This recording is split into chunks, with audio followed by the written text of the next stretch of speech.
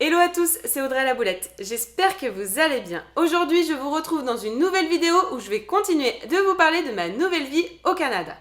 Aujourd'hui, j'ai décidé de vous montrer mes premiers achats que j'ai faits pour supporter l'hiver à Montréal. J'ai attendu d'être au Canada pour faire ces achats car on m'a conseillé de ne pas les faire en France. On n'a pas vraiment les mêmes hivers entre la France et le Canada et les vêtements qu'on peut retrouver au Canada sont en général plus chauds et beaucoup moins chers. D'ailleurs, pour faire mes achats, j'ai respecté 3 critères qui ont été très importants. Le premier critère, c'est de choisir des vêtements ou des chaussures qui sont bien chaudes. Donc tous les vêtements que j'ai achetés supportent au moins les températures de moins 20 degrés, même jusqu'à moins 30 degrés Celsius. Donc je précise bien des degrés Celsius car au Canada, on utilise plus souvent les degrés Fahrenheit et ce n'est pas du tout les mêmes valeurs. Le deuxième critère qui est très important, c'est que les vêtements ou les chaussures qu'on choisit pour l'hiver doivent être respirables. Vu qu'on fait le choix de vêtements ou de chaussures bien chaudes, il faut qu'on ne transpire pas dedans. Donc il faut qu'il y ait une technologie qui permet de respirer et de ne pas transpirer à l'intérieur. On veut éviter l'effet du kawaii, donc je pense que vous connaissez tous, c'est quand c'est fermé et qu'il fait un peu chaud, on transpire à l'intérieur, ce n'est pas du tout agréable et en général on peut attraper un peu du mal avec ça en hiver. Le troisième critère très important pour choisir des vêtements et des chaussures d'hiver, c'est que ceux-ci doivent être imperméables. En effet, l'hiver il va pleuvoir et même neiger au Canada, donc il ne faut pas que l'eau puisse s'infiltrer à l'intérieur des vêtements. Donc les achats que j'ai effectués récemment au Canada respectent bien ces critères, donc je vous les rappelle, ils doivent être chauds, respirables et imperméables. Je commence tout de suite par vous montrer la doudoune que je viens d'acheter pour supporter l'automne et le début de l'hiver. Donc cette doudoune est une doudoune de la marque Point Zéro. Donc c'est une marque canadienne, donc je suis pas sûre que vous la connaissiez si vous êtes encore en France. C'est un peu une doudoune du style des doudounes qu'on peut voir chez Uniqlo. Si vous êtes en France, vous voyez ce que je veux dire. C'est une doudoune très fine, mais en même temps très chaude. Je peux la porter pour les températures qui vont jusqu'à moins 5 degrés. Donc je pense que je vais la porter pour l'automne, mais également jusqu'au début de l'hiver, car on m'a dit que le début de l'hiver au Canada n'était pas si froid que ça. Ce que j'aime bien dans cette doudoune, c'est qu'elle est très compacte et on peut la ranger dans un petit sac pour qu'elle prenne encore moins de place. Et je trouve que c'est pas mal, c'est la première fois que je vois ça, c'est que le sac est en forme de coussin qu'on peut mettre autour du cou dans les avions ou dans les transports. Et je trouve que c'est vraiment pas mal, c'est pratique et en même temps ça fera double fonction pour moi. Donc ce que j'aime bien également dans cette doudoune, c'est j'ai des fermetures éclairs dans les poches. Donc comme ça je pourrais mettre des choses dedans et ne pas les perdre parce que je vous rappelle je m'appelle Boulette et c'est pas pour rien. Donc je perds pas mal de choses. Donc j'espère qu'avec ces fermetures éclairs je les perdrai pas. Et ce que j'aime bien également c'est qu'elle est longue. Donc elle descend jusqu'à mi-cuisse. Donc je pourrais me poser tranquillement par terre sans salir mes petites fesses. Et ni que l'humidité ou le froid passe sous mon manteau et me bloque le dos. Enfin moi ça m'arrive assez souvent.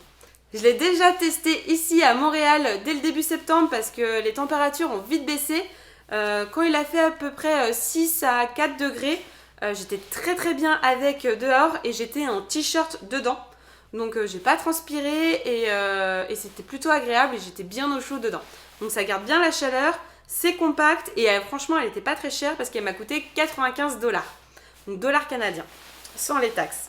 Donc franchement je la recommande et je suis super contente de mon achat. Deuxième achat que j'ai fait, et c'est même le premier que j'ai fait ici, c'est d'acheter un gros manteau pour mon hiver. Donc pour les personnes qui ne me connaissent pas, et ceux qui me connaissent vont bien rigoler quand je vais dire ça, c'est que je suis une personne très très très frileuse. Donc c'était la première chose que je voulais acheter en arrivant au Canada, c'est d'acheter un bon manteau bien chaud pour pouvoir supporter l'hiver ici. Le manteau que j'ai acheté est de la marque HH ou plutôt Eliansen si je le prononce bien. C'est une marque norvégienne, donc pas canadienne et on peut en voir pas mal en France quand même. Je l'ai acheté dans un magasin de déstockage au nord de Montréal. Je vous mettrai le lien du site en description de cette vidéo. Il m'a pas coûté cher par rapport aux autres doudounes que je peux voir chez North Face ou Canada Goose. Celui-ci m'a coûté 250 $, taxes incluses, alors que par exemple les Canada Goose coûtent à peu près dans les 900 $ minimum et North Face c'est plutôt 600 voire 800 $. Donc celle-ci m'a coûté beaucoup moins cher. Elle respecte bien les 3 critères que je vous ai donnés, elle est bien chaude. Je peux supporter les températures jusqu'à moins 30 degrés. Elle est imperméable et elle est respirable grâce à sa matière synthétique. Chose très importante pour un manteau d'hiver, c'est d'avoir une grande capuche pour se protéger du vent. Et également d'avoir une fourrure pour protéger du vent son petit visage et également de la neige pour pas qu'il tombe dans les yeux. C'est très très désagréable. Moi, ma fourrure est bien sûr en synthétique et c'est quelque chose de très important ici car il y a quand même des associations qui sont un petit peu virulentes contre les personnes qui portent des fourrures et des vêtements avec des éléments animaux.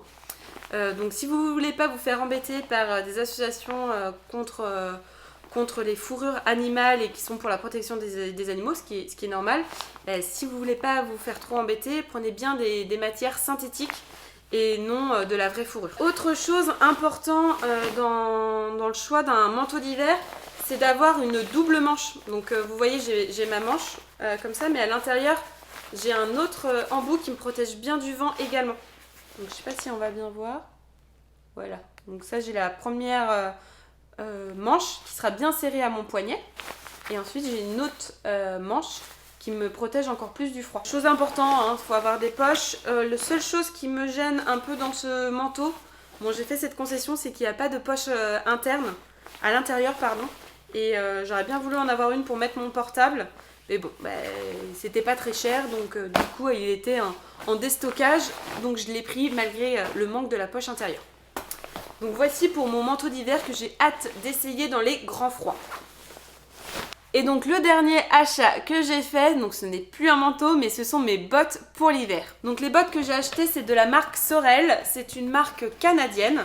Donc pareil, je la connaissais pas avant de venir et quand j'ai regardé sur les sites un peu d'anciens PVTistes ou les gens qui vivent au Canada, on m'a tous conseillé, enfin ils ont tous conseillé la marque Sorel, qui est une très très bonne marque, très quali.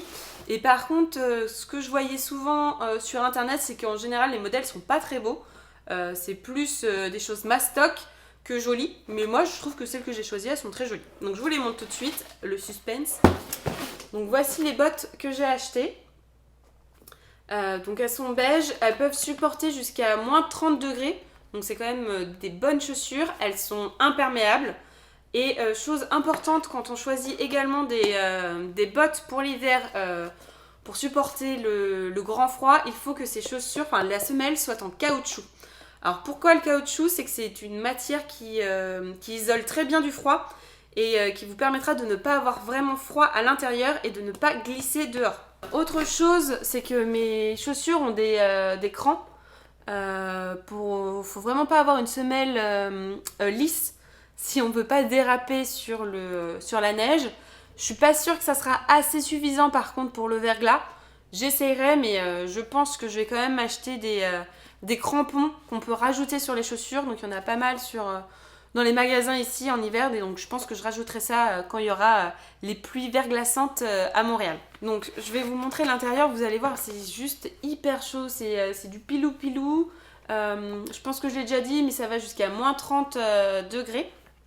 Et les lacets sont assez élastiques et en même temps, je pourrais les resserrer avec un joli nœud. Donc voici mes chaussures que j'ai achetées et que j'ai hâte également d'essayer avec mon manteau d'hiver.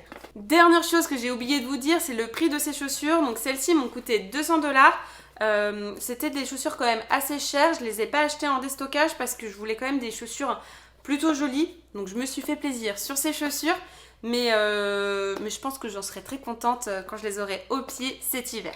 Voilà pour aujourd'hui, j'espère que cette vidéo sur mes premiers achats pour l'hiver vous aura plu. N'hésitez pas à me dire en commentaire si vous avez des questions ou même si vous êtes déjà au Canada et que vous avez d'autres recommandations à faire sur d'autres vêtements ou des chaussures pour que d'autres personnes puissent profiter de ces conseils également.